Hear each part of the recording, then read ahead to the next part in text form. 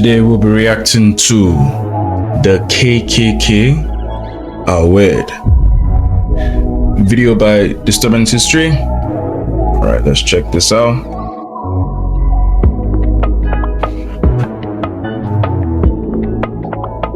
When one thinks of the KKK, images of the horrendous, racially motivated crimes they carried out immediately come to mind. The group were hell-bent on imposing racial hierarchy and pushing white supremacy. And whilst... I'm just gonna say this, and I know we're just starting the video, but how the hell were these guys dressing up like this? Like, it kind of looks stupid. Anyways, let's keep going. Their crimes ought to never be dismissed. It's important to remember just how weird the KKK actually were. In today's video, we will cover the weirdest things ever done by the Ku Klux Klan. It's perhaps helpful to start with a brief description as to what the KKK is. The Klan was founded in 1865 in Tennessee by 6 former Confederate soldiers.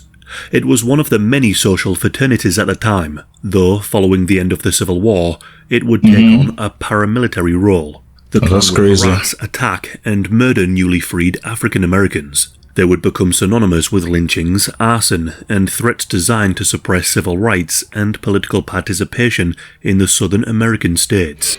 They were just made to take down the black man, basically. That's just all I'm hearing. They're against black people, they're against Africans, that's all I keep hearing. They would see peaks in their activities operating in 3 distinct phases. The first was during the 1860s, opposing Reconstruction. The next, during the 1910s and 20s, which was the peak of their membership. These guys were dressed up like this every day, walking outside is crazy. Of the 1950s and 60s. But even the way the Klan was organised itself was rather weird.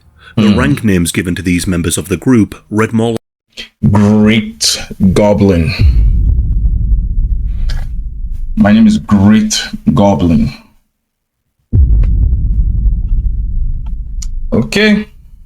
Let's keep going. Characters from a fantasy book. During the Reconstruction era, the Klan was organised into dens of rank and file. Members were aptly called ghouls, led by a Grand Cyclops. These Grand Cyclopses would be part of empires, led by Grand Dragons, with his trusty squires. Grand ghouls, Grand Wizard, Grand Dragons. They're just nerds. At this point, it's like Dungeons and Dragons are playing at this point, because I don't understand the names, I don't understand the looks. Like, look at this wizard right here. Above them all would be the Imperial Wizard, who would oversee the Klan's activities. This was a deliberate attempt to style the Klan as a secretive and supernatural organisation. When combined with their white hoods, they sought to present themselves as a fantastical and otherworldly force, all contributing to the terror tactics employed against black. Just thinking about the fact that this was someone's daily job, just making a group of people to hate on Africans. Holy. Black people and those who supported Reconstruction. There's a lecture at 8 p.m. Wow. Some rather insidious and weird attempts to improve their image. One of these ways was through charitable acts for African Americans. There are few photographs as weird and as striking as the one on screen right now. It shows an elderly black couple, Jack and Rose Riddle. Behind them stands an eerie-looking Santa Claus holding the couple's hand. And behind the creepy Santa Claus there are a number of hooded members of the KKK. Why Santa? The purpose of the photograph was to highlight the Klan's charitable activities. At the time, Jack Riddle in this photograph is believed to be over 100 years old, and his wife Rose were both formerly enslaved. The photograph was taken in 1948 as part of a drive to rebrand the KKK. Pride and place in the centre of the photograph, sitting on a chair, is a radio and an assorted bag of groceries. The radio was reportedly given so that the couple could have their wish to listen to preachers on the radio, having never owned one. According to the Klan Grand Dragon, Samuel Green, the purpose of the photograph was to demonstrate the heart of the Klan. Now, of course, it should be remembered that the KKK did play a very visible and active role in the southern states of America in preventing black people from having access to civil rights, decent education, and respect. Their use of violence and intimidation was to maintain a racial hierarchy that sought to keep black people as second-class citizens.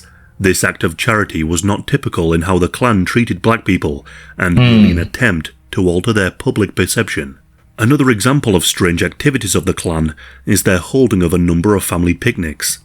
These gatherings were held during... This is actually so weird to watch. I can't believe this is actually something that happened in real life. Oh.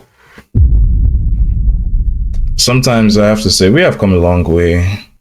And we also haven't come that long, but this is crazy to know. During the height of the clan's power. This was in the 1920s, and were designed to be a recruitment and propaganda tool.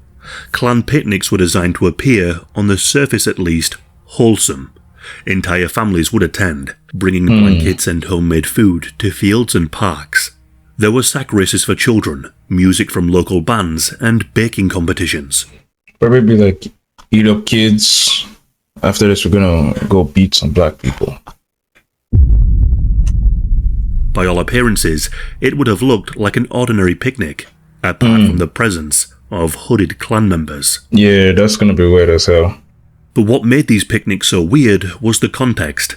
The same men who just days earlier may have taken part in a cross burning or an act of racial intimidation would now be serving food to children or laughing and playing with their families. The goal was to present the clan in a positive light, one that showed the clan as a bastion of family values. But these picnics were far from the innocent fun they appeared to be. They were carefully crafted recruitment events. Speeches were delivered between games, often framed with patriotic language about protecting America or defending Christian values. Prospective members were encouraged to join. All the while, children were indoctrinated by growing up in an environment where the clan was presented as a social club rather than a hate group. It's actually crazy to me that these guys were Christians. With all the things I read in the Bible, they still did all this. Blending of leisure and extremism is one of the strangest tactics employed by the clan. They managed to turn picnics, usually associated with warmth and community, into platforms of spreading intolerance. But when darkness crept over the picnic, the disturbing rituals of the clan would be performed.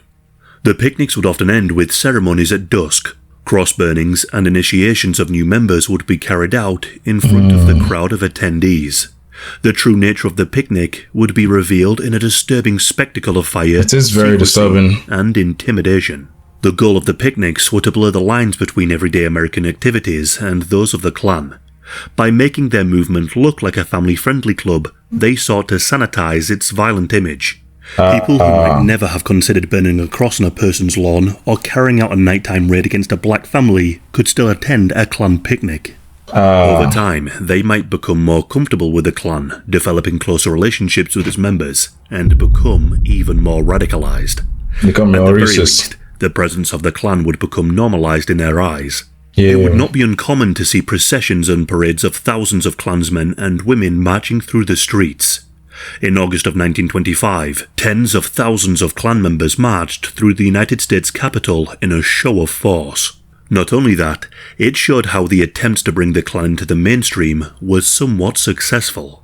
During the 1910s and 20s, membership of the clan exploded. By the mid-1920s, the clan boasted a membership of around 5 million people, and for each new member, a membership fee would be paid. This was termed the collect token, costing a new member around $10, which is around $150 in today's money. One might expect that the fee would go towards the running of the clan or be held in some regional or national treasury. But here's the unbelievably shocking thing. Much of the fee membership would be divided up amongst the leadership of the clan. Akin to a pyramid scheme or a multi-level marketing commission scheme, the Imagine making a business of hating black people, dressing up in all white, or whatever white hood you want to call it. And then, they're still making it a business. Dollars would end up in the pockets of certain members. The recruiters, also known as the Kleagle, would, from every membership fee, receive a $4 commission. There were at one point over 1,000 of these recruiters, acting as salesmen for the clan to entice new members.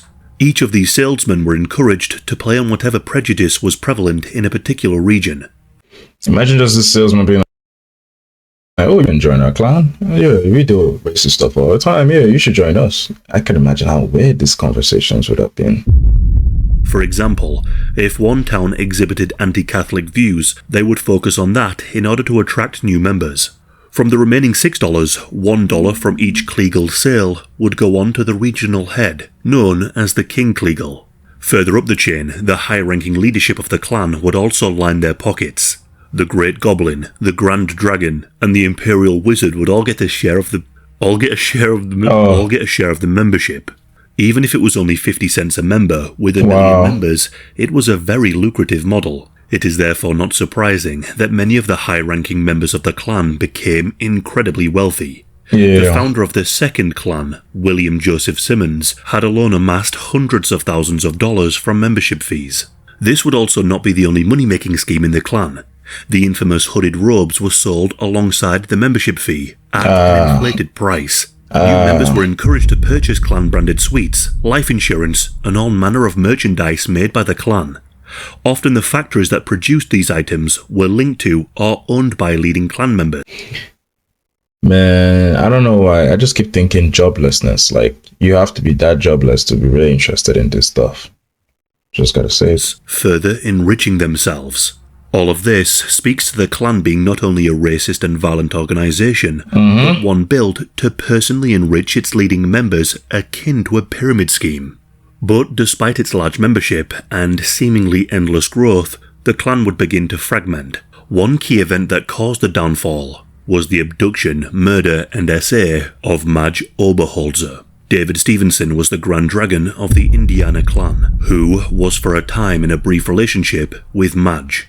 But Stevenson managed to convince her to meet up again, at which point he drugged and abducted her. Madge was bundled onto Stevenson's private train, at which point she was abused physically and assaulted repeatedly, biting into her skin all over her body. Stevenson even laughed at Madge's assertions that she would report the assault to law enforcement.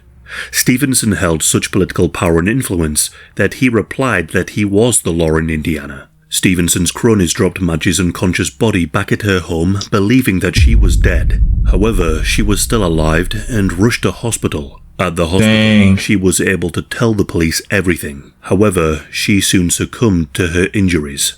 Stevenson was soon arrested and convicted for second-degree murder. In response, almost 200,000 members of the Indiana clan renounced their membership. From then on, investigations into the political corruption and embezzlement of funds by the clan led to dozens of resignations and the collapse of the second iteration of the clan. When looking into the history of the KKK, the crimes they committed are rightly centre stage, but it can also be helpful to examine the weirdness of such groups. Not only is it interesting, but it can allow one to not be disarmed or lulled into being propagandized by such groups in the future. During the early 20th century, the clan leaned into its unique spelling of clan, having many of its ranks start with the letters KL. There were ranks such as Clawliff, Clud, and Clexter. The handbook of the clan was known as the Clawroom. How many bomb crosses? And the clan meetings were not convocations, but clonvocations, which is really cool. Well, I guess that's the end of the video. That was a crazy video. That was actually pretty disturbing. Make sure you hit the like button, comment what you'd like me to react to next, hit that subscribe button, and I'll see you guys next time. Take care.